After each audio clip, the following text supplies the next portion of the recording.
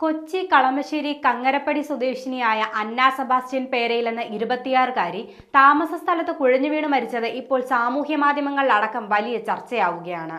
അന്നയുടെ മരണത്തിന് പിന്നാലെ അന്ന ജോലി ചെയ്ത ഏണസ്റ്റ് ആൻഡ് യങ് കമ്പനിക്കെതിരെ മാതാപിതാക്കൾ രംഗത്തെത്തിയിരുന്നു. തുടർന്ന് അമ്മ അനിത അഗസ്റ്റിൻ കമ്പനിയിലെ സാഹചര്യങ്ങൾ വെളിപ്പെടുത്തിക്കൊണ്ട് ചെയർമാൻ അയച്ച കത്ത് സാമൂഹ്യ മാധ്യമങ്ങളിലടക്കം വ്യാപകമായി പ്രചരിക്കുകയും ചെയ്തു.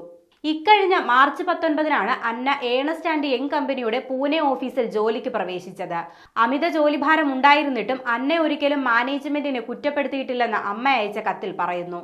അവൾ എല്ലാം സഹിച്ചു, ഇനി ഒരു കുടുംബത്തിനും ഇത്തരത്തിലൊരു അനുഭവം ഉണ്ടാകരുത് എന്ന് കരുതിയാണ് കത്തെഴുതുന്നതെന്നും അന്നയുടെ അമ്മ കത്തിൽ പറയുന്നു.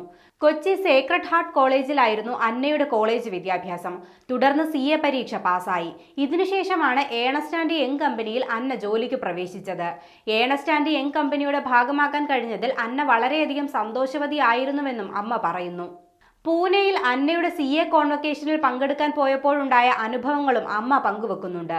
കോൺവക്കേഷനിൽ പങ്കെടുക്കാൻ പോയ ദിവസം ജോലി കഴിഞ്ഞ് അന്ന വീട്ടിലെത്തിയത് അർദ്ധരാത്രി 1 മണിയോടെയാണെന്ന് അമ്മ പറയുന്നു. വീട്ടിലെത്തിയതിന് പിന്നാലെ അവൾക്ക് കടുത്ത നെഞ്ചുവേദന അനുഭവപ്പെട്ടു. തങ്ങൾ അവളെ പൂനെയിലെ ഒരു ആശുപത്രിയിൽ കൊണ്ടുപോയി ഹൃദ്രോഗ വിദഗ്ധനെ കാണിച്ചു. ഉറക്കമില്ലായ്മയും സമയം തെറ്റിയുള്ള ഭക്ഷണക്രമവുമാണ് കാരണമെന്നായിരുന്നു ഡോക്ടർമാർ പറഞ്ഞത്. അതിനുശേഷവും അന്ന ജോലിക്ക് പോയി.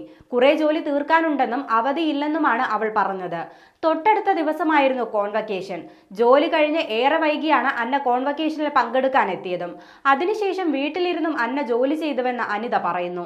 അന്നയുടെ മരണത്തിൽ വിമർശനമുയർന്നതിന് പിന്നാലെ പ്രതികരണവുമായി EY ഇന്ത്യയും രംഗത്തെത്തിയിരുന്നു. ജീവനക്കാർക്ക് ആരോഗ്യകരമായ തൊഴിലന്തരീക്ഷം ഉറപ്പാക്കുമെന്നും കമ്പനി വ്യക്തമാക്കി. അന്നയുടെ മരണത്തിൽ അതിയായ ദുഃഖമുണ്ടെന്നും ജീവനക്കാർക്ക് ആരോഗ്യപരമായ തൊഴിലന്തരീക്ഷം ഉറപ്പാക്കാനുള്ള ശ്രമങ്ങൾ തുടരുമെന്നും കമ്പനിയുടെ പ്രസ്താവനയിൽ പറയുന്നുണ്ട്.